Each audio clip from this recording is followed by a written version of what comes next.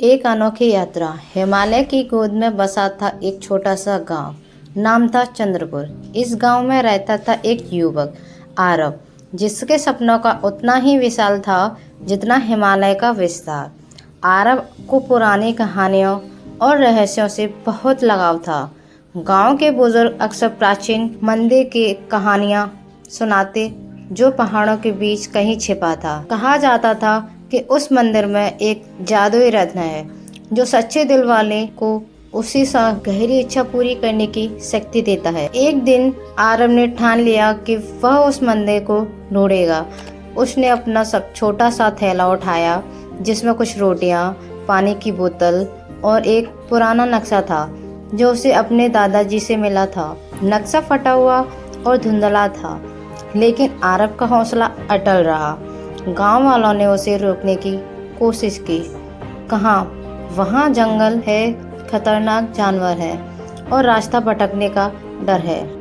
लेकिन आरव ने मुस्कुराते हुए कहा, अगर मैंने कोशिश नहीं की तो कैसे पता चलेगा कि मेरे सपने सच हो सकते हैं। यात्रा शुरू हुई पहले ही दिन आरव को एक घने जंगल का सामना करना पड़ा। वहाँ सूरज की किरणों भी पेड़ों की घनी छाया में खो जाती थी। अचानक एक छोटा सा खरगोश उसके सामने आया। खरगोश की आंखों चमक रही थी, मानो वह कुछ कहना चाहता हो।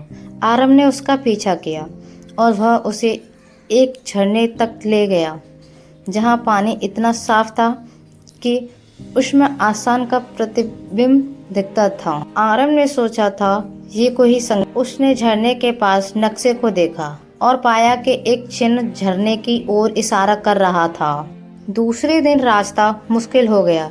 चट्टानों और खाइयों के बीच से गुजरते हुए आरव को एक बूढ़े साधु मिले।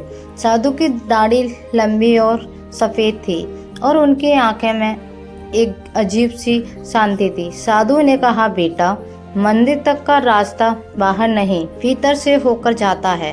अपने डर को छोड़ दे और सच्चाई को गले लगा ले। आरव को उनके शब्दों का मतलब समझ नहीं आया, लेकिन उसने साधु को प्रणाम किया और आगे बढ़ गया। तीसरे दिन जब वह एक ऊंचे शिखर पर पहुंचा तो उसे मंदिर दिखाई दिया। वह पुराना और खंडहर था, लेकिन उसकी दीवारों पर नक्काशी इतनी सुंदर थी कि मानो वो जीवित हो। मंदिर के अंदर एक छोटा सा कमरा था और वह पत्थर के सिंहासन पर चमक रहा था। वह जादुई रत्न। लेकिन जैसे ही आरव ने रत्न को छूने की कोशिश की, वह तेज रोशनी फैली और सामने प्रकट हुई एक देवी की आकृति।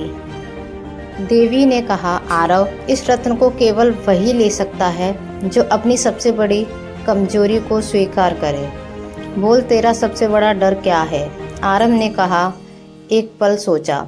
उससे एहसास हुआ कि उसका सबसे बड़ा डर था असफलता। यह डर कि वह अपने सपनों को कभी पूरा नहीं कर पाएगा।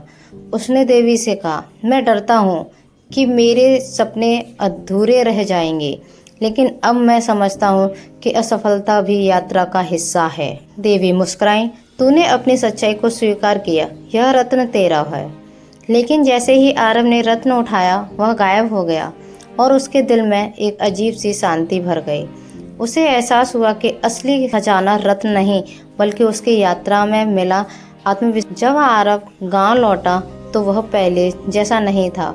उसने गांव वालों को अपनी कहानी सुनाई और धीरे धीरे चंद्रपुर के लोग भी अपने डर छोड़कर अपने सपनों की ओर बढ़ने लगे। आरव की कहानी गांव में एक प्रेरणा बन गई और वह मंदिर जो कभी एक रहस्य था, अब हर उस इंसान के दिल में बस गया जो साहस के साथ अपने रास्ते बदल जाता है।